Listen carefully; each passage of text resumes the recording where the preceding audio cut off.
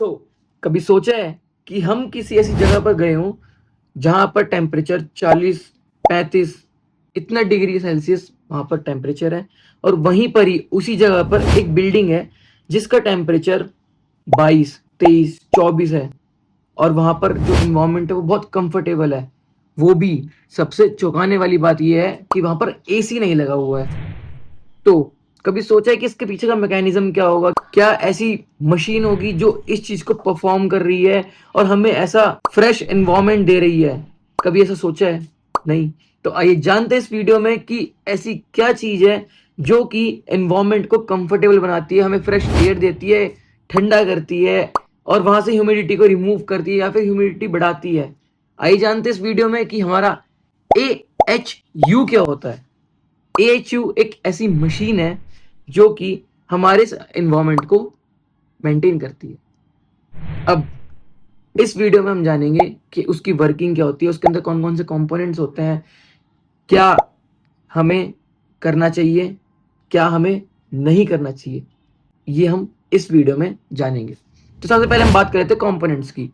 AHU में हमारे return का डक्ट होता है, सप्लाई का डक्ट होता है, उसमें फिल्टर्स लगे होते हैं, वो भी 3 स्टेज पे फिल्टर लगे हुए होते हैं।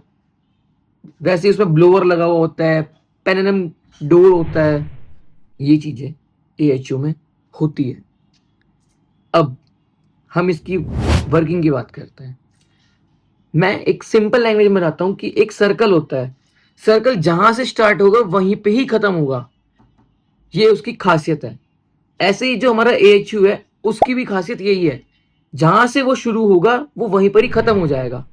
जैसे कि हमारे जो रिटर्न का डक्ट है वो डर्टी एयर को खींचेगा और उसको AHU मशीन में लेके जाएगा, वहां से उसको वो फिल्टर करके हमारे सप्लाई डक्ट से वापस से रूम में छोड़ देगा।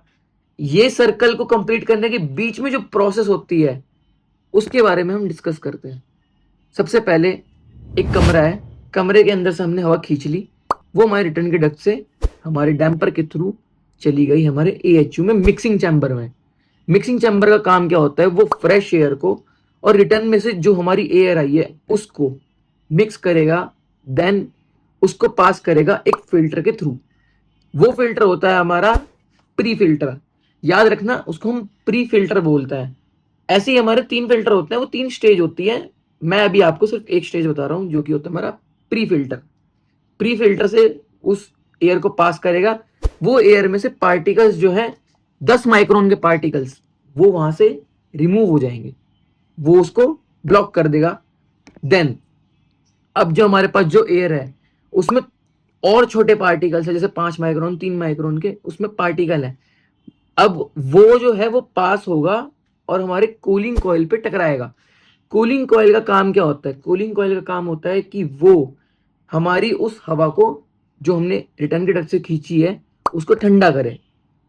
वो हमारी कूलिंग कॉइल के अंदर रेफ्रिजरेंट होता है, काफी सारे रेफ्रिजरेंट होते हैं, जैसे 410A 32 22 R22, मतलब मैं R22 की बात कर रहा हूँ, R32, ये रेफ्रिजरेंट यूज होते हैं। ऐसे ही उस कूलिंग कॉइल से हमारी एयर पास होगी ठंडी होकर, क्योंकि हमारी कूलिंग कॉइल वर्क कर रही है, रेफ्रिजरेंट उसका वर्क कर रहा है, वो कूलिंग कॉइल हमारे आउटडोर से कनेक्ट है। ऐसे ही हमारे उस एयर को वो ठंडा करने के बाद आगे भेज देगी। अब हमारी एयर ब्लोअर के पास जाती है, जो ब्लोअर उसे खींच रहा है। हमारी एयर रिटर्न के डक्ट से कैसे आ रही है? हवा में तो आएगी नहीं, हवा है, हवा में तो आएगी नहीं, तो उसको हमारा ब्लोअर खींचने का काम करता है। ब्लोअर उस हवा को खींच रहा है, देन सप्लाई कर रहा है हमारे 5 माइक्रोन के फिल्टर पे। वो इसलिए कर रहा है ताकि हमारे जो पार्टिकल जो वहां पर थे वो वहां से छन के तो आए ठंडे होने के लिए। अब वो और ज्यादा छनेंगे ताकि जो हमारा रूम है उसका एनवायरमेंट में हमें फ्रेश एयर ही मिले, उसमें कोई गंदगी ना हो, कोई बैक्टीरिया ना हो। इसीलिए अब वो 5 माइक्रोन के फिल्टर से पास होगी एयर, देन वो हमारी सप्लाई के डक्ट के थ्रू हमारे एरिया में जाएगी। बट यहीं पर एक ट्विस्ट है। ट्विस्ट ये है कि हमारे एरिया में जाने से पहले वो एक और फिल्टर से गुजरती है। उस फिल्टर का नाम जिसको पता है वो फटाफट से कमेंट में बता दो, और जिसको नहीं पता है उस फिल्टर का नाम होता है हैपा फिल्टर। हैपा फिल्टर जो होता है वो हमारा 0.3 माइक्रोन का होता है। अब सोचो कितने छोटे पार्टिकल होते होंगे। वो 0.3 माइक्रोन के पार्टिकल्स ब्लॉक कर देता है। देन इतनी प्योर हवा हमारे रूम में आती है। वो आने के बाद में वहीं पर ही हमारा वर्क होगा, जो भी होगा वहां से वो गंदी हो जाएगी।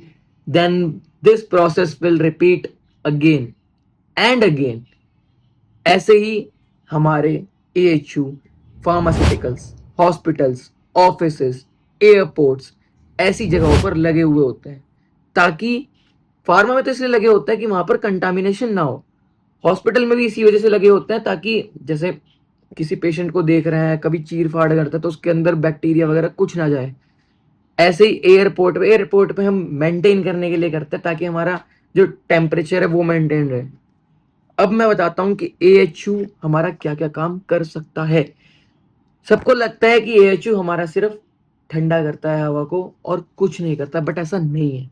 हमारा एएचयू हवा को ठंडा भी करेगा, हमारा आरएच ह्यूमिडिटी भी मेंटेन करेगा, ह्यूमिडिटी को लाएगा भी और ह्यूमिडिटी को हटाएगा भी। ये काम भी एएचयू करता है। हमारा एएचयू फिल्टर्ड करता है एयर को, ये काम भी हमारा एएचयू करता है। ऐसे ही एएचयू हमारा ये सारे वर्क करता है। हमें फ्रेश एयर प्रोवाइड करता है। सबसे बड़ी चीज ये है, हमारा जो एनवायरमेंट है उसको मेंटेन करता है, ताकि हम सांस ले तो हमें कोई दिक्कत ना आए उस रूम में। इसीलिए एएचयू ही लगाए जाते हैं। एसी का कम यूज होता है कमर्शियल बिल्डिंग में, एएचयू का ज्यादा यूज होता है कमर्शियल बिल्डिंग में। देन अब मैं आपको बताता हूं हमें क्या करना चाहिए, हमें क्या नहीं करना चाहिए। जब भी एएचयू का प्रिवेंटिव मेंटेनेंस हो तो हमें ये चीज जरूर चेक करनी है कि एएचयू का जो हमारा पंखा है, जो हमारे ब्लोअर मतलब जो ब्लोअर लगा है एएचयू के अंदर, वो सीधी रोटेशन कर रहा है या नहीं कर रहा है। मतलब जिस डायरेक्शन में उसे रोटेशन करनी चाहिए वो उस डायरेक्शन में रोटेशन कर रहा है या नहीं कर रहा है। अगर वो उस डायरेक्शन में रोटेशन नहीं कर रहा है तो इसका मतलब हमारे एएचयू में दिक्कतें आनी शुरू हो सकती हैं। सबसे पहले वो कूलिंग कम करेगा, देन वो हमारी मोटर को लोड ज्यादा देगा। इससे हमारे एएचयू पे, उसकी परफॉर्मेंस पे इम्पैक्ट पड़ेगा। तो हमें ये चीज जरूर नोट करनी है। हमारे पास एक चेकलिस्ट होनी चाहिए जो कि हम हर 6 महीने, साल भर में या फिर महीने भर में उस चीज को चेक करें कि हमारा एएचयू सही में काम कर रहा है या नहीं कर रहा है, सही वर्क कर रहा है नहीं कर रहा है। क्योंकि अगर हम उसके फिल्टर साफ नहीं करेंगे, मतलब जो उसमें 3 फिल्टर लगे होते हैं, एक फिल्टर ऐसा होता है जो कि साफ नहीं होता है, बट जो 2 फिल्टर लगे होते हैं वो साफ वॉशेबल होते हैं। उनको साफ करना जरूरी है, क्योंकि हमारे बहुत सारे पार्टिकल्स उसमें लग रहे हैं। तो उसकी वजह से वो क्लॉग भी हो सकता है, मतलब चौक भी हो सकता है वो। तो हमें उस चौक को बचाने के लिए उसको हर 3-4 दिन में या 7 दिन में उसको हमें साफ करना पड़ता है। तो हमें वो साफ करना भी पड़ेगा, नहीं तो हमारा एएचयू हवा ही नहीं दे पाएगा, क्योंकि सारे फिल्टर तो क्लॉग हैं, तो वो हमें हवा नहीं दे पाएगा। इसलिए हमें उसे साफ भी करना पड़ेगा। ये चीज हमें जरूर नोटिस करनी है, हमें चेकलिस्ट बनानी है, ताकि हमारा जो एएचयू है उसकी परफॉर्मेंस पे कोई इम्पैक्ट ना पड़े। और जो चीज हमें करनी है मैं अब उसका बताता हूँ। हमें हमारे एएचयू की देखभाल करनी है, क्योंकि जैसे हमारी ह्यूमन बॉडी है हम उसकी देखभाल करते हैं, वैसे ही एएचयू भी एचवीएसी का दिल होता है, उसकी हमें देखभाल करनी पड़ती है। ऐसे ही और अमेजिंग वीडियो बनाऊं, इसके लिए आप मेरे को कमेंट कर सकते हैं कि किस टॉपिक पे मैं वीडियो बनाऊं। मैं फार्मास्यूटिकल्स, मैकेनिकल इंजीनियरिंग, जितने भी आपके साइड हसल्स होती है, रियल लाइफ जॉब एक्सपीरियंस, मैं इस पर वीडियो बनाता हूँ। मेरा नाम है देवांश मित्तल। मैं आपको बहुत लास्ट में बता रहा हूँ, क्योंकि मैं मुद्दे की बात पहले करता हूँ और अपना इंट्रोडक्शन बाद में, क्योंकि मेरे लिए काम सबसे पहली प्रायोरिटी